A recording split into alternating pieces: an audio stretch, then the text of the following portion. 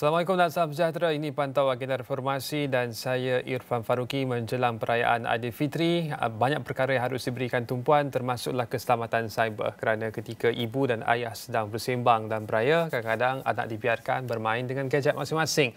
Oleh itu, antara lain kerajaan berusaha untuk meningkatkan dan memperkasakan pemantauan terhadap platform-platform media sosial ini. Oleh itu, antara perkembangan yang bapa kita bawakan di waktu ini, penyedia platform Meta dan TikTok memberikan komitmen berhubung soal keselamatan dalam talian bagi kanak-kanak bawah umur 13 tahun. Menteri Komunikasi Fahmi Fadzil berkata persetujuan itu dicapai dalam satu perbincangan yang berlangsung pada Isnin. Menurutnya, perbincangan itu antara lain menyentuh berkenaan pemantauan kandungan berunsurkan jenayah seperti judi dalam talian, skam, berita palsu dan 3R iaitu isu kaum, agama dan institusi raja. Selain itu, kedua-dua platform juga diberi makluman mengenai perancangan kerajaan menambah baik undang-undang serta garis panduan operasi platform media sosial di Malaysia. Ini sejajar dengan komitmen kerajaan untuk menjamin hak bersuara rakyat Malaysia sambil memastikan kegunaan internet yang produktif, harmoni dan selamat untuk semua. Sebelum ini, Fahmi memaklumkan Kementerian Komunikasi, Suruhanjaya Komunikasi dan Multimedia MCMC serta beberapa agensi lain akan mengadakan pertemuan dengan penyedia platform Meta bagi membincangkan aspek keselamatan dalam talian. Untuk menyentuh lebih lanjut berkenaan dengan pemantauan dan pemerkasaan pemantauan terhadap platform-platform media sosial ini, kita bersama-sama dengan Profesor Teknologis Dr. Zuriati Ahmad Zulkarnain langsung dari Kelantan yang merupakan Profesor Rangkaian Komputer dan Keselamatan Cyber Fakulti Sains Komputer dan Teknologi Maklumat UPM. Terima kasih Prof bersama kami di waktu ini. Kita dapatkan dahulu sedikit penjelasan dan juga pencerahan daripada Prof berkenaan dengan mekanisme keselamatan sedia ada. Ketika ini, apakah ada mekanisme keselamatan sebelum kita nak bincangkan berkenaan dengan mekanisme keselamatan tambahan khususnya untuk kanak-kanak di bawah 13 tahun ketika menggunakan gadget dan juga ketika mereka melayari platform dalam talian ini, Prof? Bismillahirrahmanirrahim. Terima kasih Saudara Irfan. Assalamualaikum semua. Okey, kalau kita refer kepada panduannya media sosial, kanak-kanak yang berumur bawah 13 tahun, sebenarnya mereka tidak ada kebenaran untuk mempunyai sebarang akaun media sosial, ya, contohnya TikTok, WhatsApp dan sebagainya, ya. Dari sudut bila kita tanya ya kanak-kanak, mereka akan dengan megah berkata ya mereka ada akaun. Jadi sebenarnya di situ kita lihat mereka boleh mendaftarkan diri mereka dan mereka boleh bertindak betul menyamar, ya, contohnya dari segi tahun mereka dilahirkan dan sebagainya.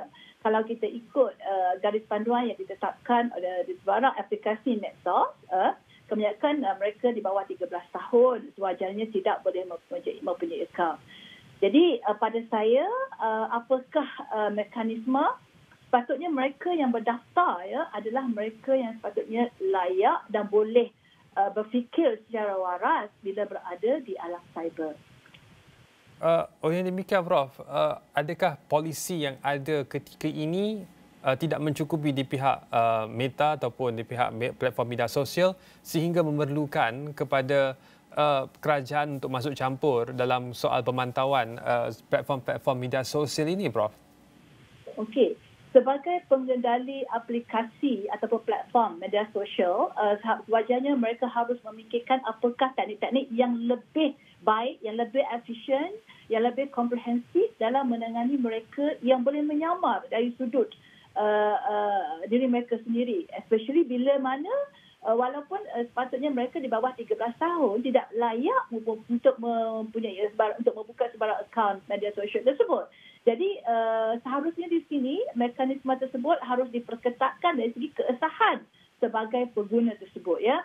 Maksudnya kalau betul elemen sedia ada, mungkin sedikit loose di situ, jadi harus diperketatkan dari sudut untuk mengesahkan ya pengguna tersebut sama ada dilahirkan dalam tahun tertentu dan sewajarnya mereka boleh reflect usia mereka di bawah 13 tahun sepatutnya tidak dapat akses. Maksudnya di sini bila diperketatkan di situ adalah keabsahan ya sebagai pengguna. Jadi dari sudut kompleksnya itu memang akan memberikan sedikit kesusahan ya kepada pengguna. Tetapi dalam masa yang sama ini akan memperketatkan desakan daripada mana-mana pengguna untuk mereka menyamar diri mereka sebagai seorang yang sepatutnya mendapat akses kepada sebarang akaun aplikasi medsos. Untuk kita dapat memastikan bahawa identiti pengguna media sosial itu disahkan, adakah Prof mencadangkan supaya sistem seperti mana dikuatkuasakan untuk platform-platform yang berkait dengan industri kewangan itu diguna pakai? Maksudnya ialah pengesahan identiti secara kita ambil gambar kad pengenalan, kemudian perlu selfie dengan gambar kad pengenalan. Itu wajar dikuatkuasakan untuk setiap pengguna platform media sosial ini ingin mendapatkan satu akaun di media sosial. Adakah itu maksud Prof? Ya, itu adalah salah satu contoh yang boleh memperkuatkan macam mana kita boleh mengesahkan identiti seseorang individu, especially yang melibatkan tahun kelahiran, untuk mengesahkan bahawa mereka bukanlah di bawah 13 tahun. Itu sangat penting. Dan kalau pun mereka di bawah 13 tahun, sepatutnya mereka boleh mempunyai satu akaun yang dikenali sebagai cilik, contohnya seperti mana yang diperkenalkan di US dan juga di Europe, begitu juga dengan di UK. Maksudnya di sini, kalau mereka di bawah 13 tahun, seharusnya di bawah betul pemerhatian yang sangat rapat oleh penjaga mereka, especially melibatkan ibu bapa mereka. Ya, untuk manfaat pada penonton, YouTube ada YouTube Kids, yang mana YouTube Kids punya kandungan berbeza dengan YouTube biasa, dan ketetapan dalam YouTube Kids itu juga berbeza daripada YouTube biasa yang lebih ketat dan tidak membolehkan kanak-kanak yang menggunakan YouTube Kids ini mendapatkan kandungan-kandungan yang menjangkaui usia mereka yang sewajarnya. Dan dalam soal media sosial khusus untuk kanak-kanak ini, adakah Prof kita menjangkakan bahawa sewajarnya untuk platform seperti Facebook, Instagram, TikTok dan sebagainya ada juga versi Kids supaya kanak-kanak ini boleh dapat akaun tetapi versi yang sedikit berbeza, Prof?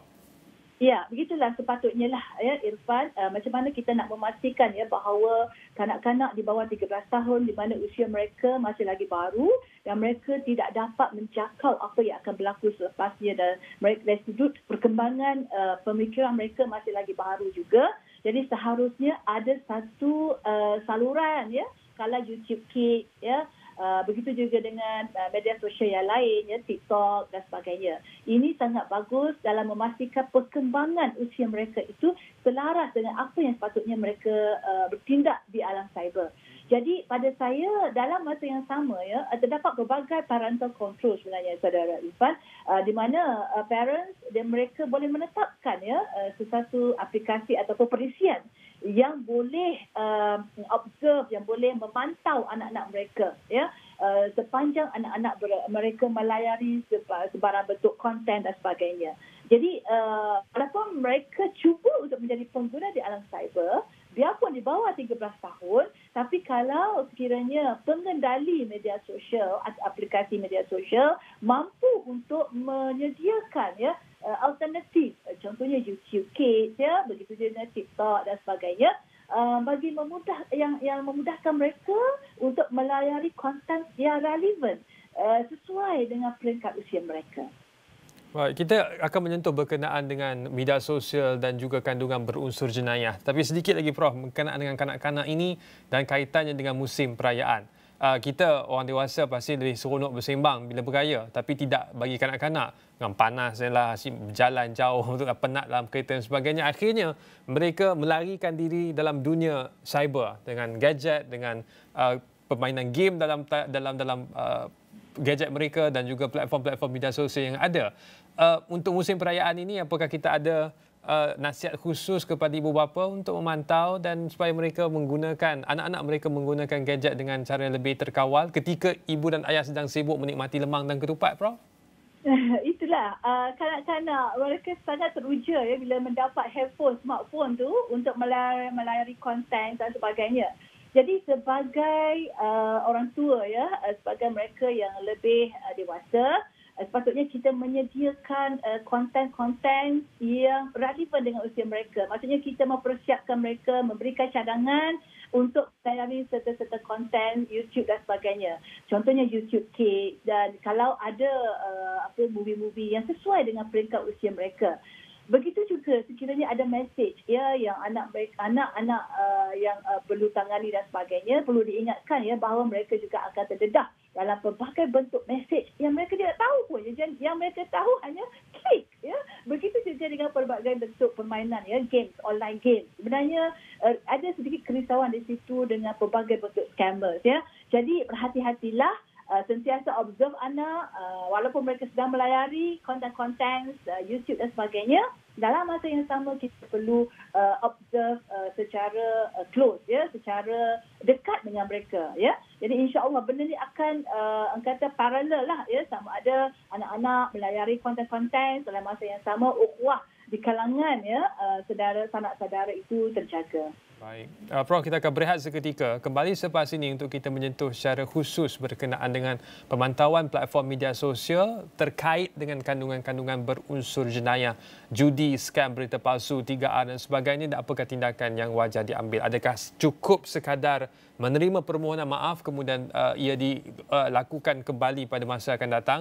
Adakah cukup sekadar tahanan ataupun ada sebarang tindakan dari perspektif keselamatan cyber yang seharusnya dikuatkuasakan untuk memastikan penggunaan media sosial yang lebih bertanggungjawab dan berintegriti? Kita berehat seketika, kembali selepas ini.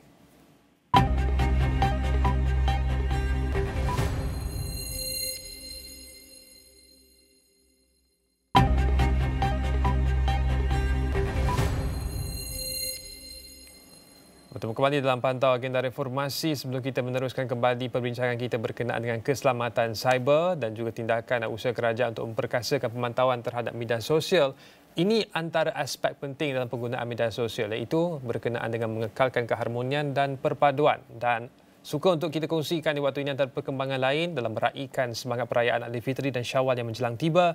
Peguam yang tular dengan kisah kotak pensel, Dato' Ahmad Zaharil Muhayyar berkata, rakyat Malaysia seharusnya mencari titik tengah supaya bersatu meraihkan kepelbagaian dan menyemarakkan semangat perpaduan. Beliau berkata demikian susulan tular kisahnya yang pernah membantu khidmat guaman secara percuma kepada seorang wanita berbangsa India di media sosial. Sekarang ni kita lihat bahawa perpaduan kita ni at the lowest level. Jadi kita kena lihat daripada satu perspektif di mana sebenarnya kita boleh bersatu. Contohnya macam saya, dialami oleh saya. Kita search our heart, kita search our soul. Apakah kita can afford to bergaduh antara satu sama lain. Justru mengambil inspirasi atas kisahnya, baginya rakyat Malaysia masih bersatu hati dan mempunyai persamaan yang tersendiri. Ia dapat dilihat apabila terlalu banyak kisah perpaduan yang perlu diangkat berbanding mencanang kes kontroversi kaum agama yang boleh menimbulkan perpecahan. Tapi saya pandang ke belakang balik, jujur saya katakan bahawa sebenarnya di Malaysia ni, rakyat Malaysia mempunyai satu titik persamaan dalam hati. Dalam hati kita. Di mana di dalam titik tersebut adalah titik perpaduan, titik kasih sayang, titik hormat menghormati di antara satu sama lain. Pandangan itu dikongsikannya dalam program Awani Pagi tentang topik kisah kotak pensel, tauladan berbuat baik.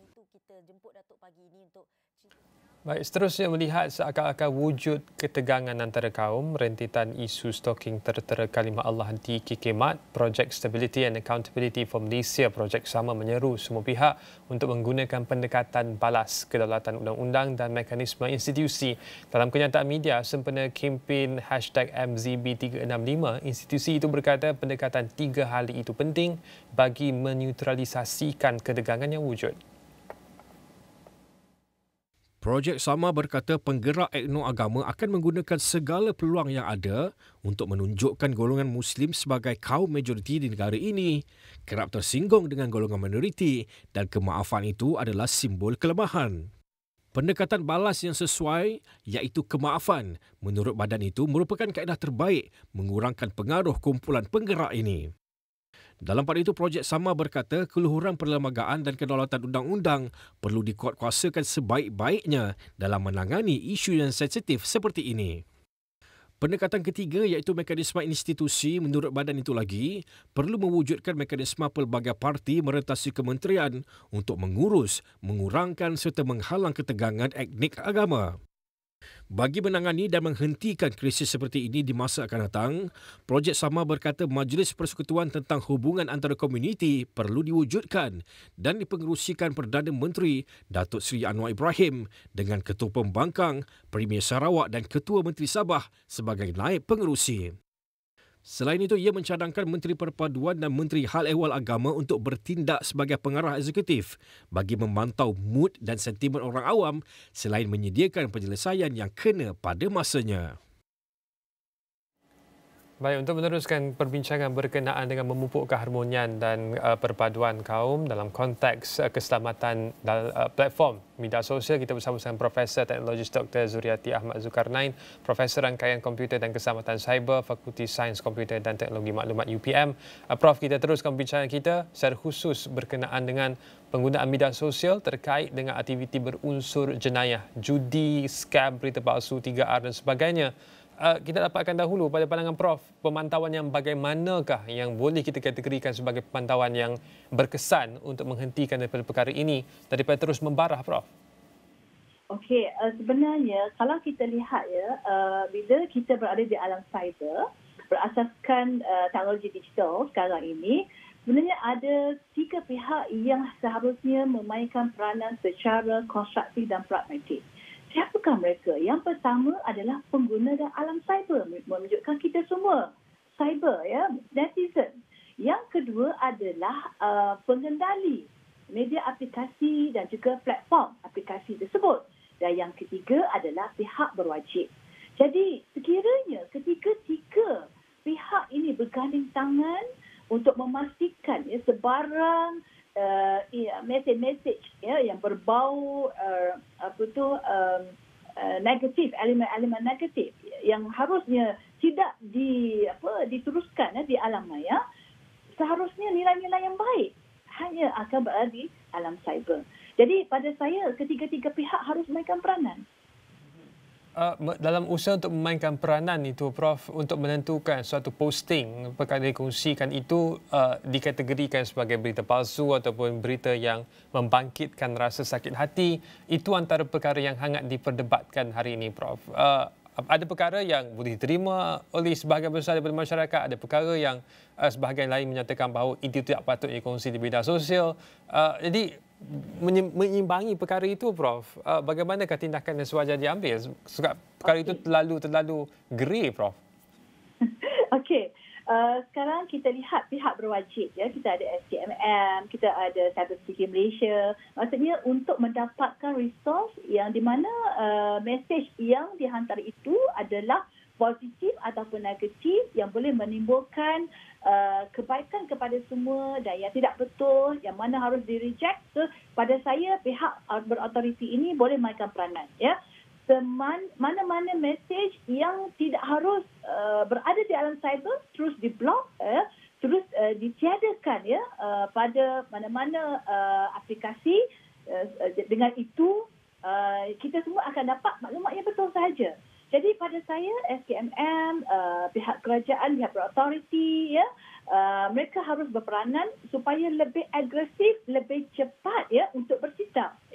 Macam mana untuk blog mana-mana portal ataupun mana-mana aplikasi akaun media sosial yang menghantar maklumat-maklumat yang berbau perkauman, yang menimbulkan kebencian, yang tidak betul, yang terang-terang salah. Jadi pada saya pihak berautoriti boleh mainkan peranan. Mereka terus boleh blok daripada terus bertebaran di alam cyber. Dan mereka pihak kerajaan boleh terus melibatkan kerjasama dengan pihak pengendali media aplikasi. Contohnya TikTok, Facebook dan sebagainya. Jadi secara tak langsung ini menunjukkan di negara kita melihat mesej-mesej yang salah, mesej yang negatif, mesej yang tidak betul, tidak sepatutnya berada di alam cyber. Jadi secara tak langsung rakyat kita telah dididik, telah diasuh, telah aware bahawa rakyat kita di Malaysia inginkan suasana yang harmoni, inginkan maklumat-maklumat yang betul sahaja. Jadi pada kita nampak secara positifnya lama kelamaan masyarakat akan menerima bahawa kita di alam cyber seperti mana di alam fizikal yang nyata mestilah berlaku secara adil dalam menyampaikan sebarang maklumat yang betul. Dan Prof juga menyatakan tadi bahawa masyarakat perlu diasuh untuk menggunakan media sosial secara lebih berhemat. Persoalannya Prof, apakah tindakan yang kita nampak ketika ini cukup untuk mencapai hasrat mengasuh itu? Kerana ketika ini bagi saksikan beberapa kes, beberapa kenyataan yang berunsur fitnah, individu-individu pemilik akaun tersebut dipanggil oleh MC-MC, kemudian ada tindakan pendakwaan dan sebagainya. Apakah itu cukup pada pandangan Prof? Okey, pada saya kita memang ada Akta Multimedia Komunikasi 1998 ya, 1998. Saya rasa this is high time lah kita. Saya nampak ini adalah masa yang sangat penting untuk kita merealisasikan bahawa kita semua terus dilindung oleh satu akta yang menjurus kepada sebarang isu melibatkan alam cyber ya. Jadi pada saya satu akta yang khusus ya kepada kita semua untuk terus dilindungi daripada sebarang bentuk ancaman cyber ya. Jadi akta sedia ada memang sudah ada, tapi ia harusnya ditambah baik dan satu akta khusus yang melibatkan kepada ancaman cyber harusnya dipraktikkanlah dalam negara. Tambah baik akta sedia ada dan akta yang khusus. Prof, antara hujah yang akan dibangkitkan nanti, ini mengekang kebebasan bersuara rakyat. Ini merupakan corak pemerintahan dictatorship. Kalau begitulah argumennya, bagaimana Prof ingin menyatakan bahawa ini semua adalah demi menyeimbangi kebebasan bersuara dalam negara? Okey, kita kena ingat ya bahawa alam cyber ni sebenarnya kita mempunyai satu dunia demokrasi yang cukup unik ya, di mana setiap orang di kalangan kita boleh menyampaikan sebarang mesej kepada sesiapa, sama ada di portal ataupun media aplikasi. Perlu kita ingat bahawa dalam kita seronok ya menjadi seorang champion dalam kita menyampaikan berbagai bentuk mesej, kita perlu ingat bahawa adakah champion kita itu adalah untuk kebaikan masyarakat dalam negara. Adakah champion kita itu menimbulkan suasana yang tidak baik dalam negara. Jadi kita perlu ingat kebebasan bersuara ini adalah untuk kebaikan atau untuk keburukan. Jadi sebagai masyarakat Malaysia yang cukup unik, yang pelbagai bangsa, pelbagai agama, yang sentiasa menjaga kebaikan, keluhuran, perlembagaan, pada saya, alam cyber ini telah pun memberikan kita jaminan untuk terus menyampaikan mesej secara demokrasi. Ya. Jadi dalam masa yang sama perlu kita ingat, dalam kita terus memberikan mesej-mesej tertentu, perlu kita ingat bahawa mesti ada hak dia. Ya. Hak di sini adalah kita menyampaikan yang betul, tidak sekali-kali menyebarkan sesuatu yang boleh menimbulkan suasana yang tidak baik. Lebih-lebih lagi. Terima kasih Prof bersama kami di waktu ini untuk berkongsi sedikit perspektif berkenaan usaha kerajaan untuk memperkasakan pemantauan terhadap media sosial. Profesor Teknologi Dr. Zurti Ahmad Zulkarnain. Selamat Hari Raya Prof, dan kita akan berbincang lebih lanjut berkait dalam siri-siri yang akan datang. Itu sahaja di waktu ini. Saya Irfan Faruqi. Salam hormat.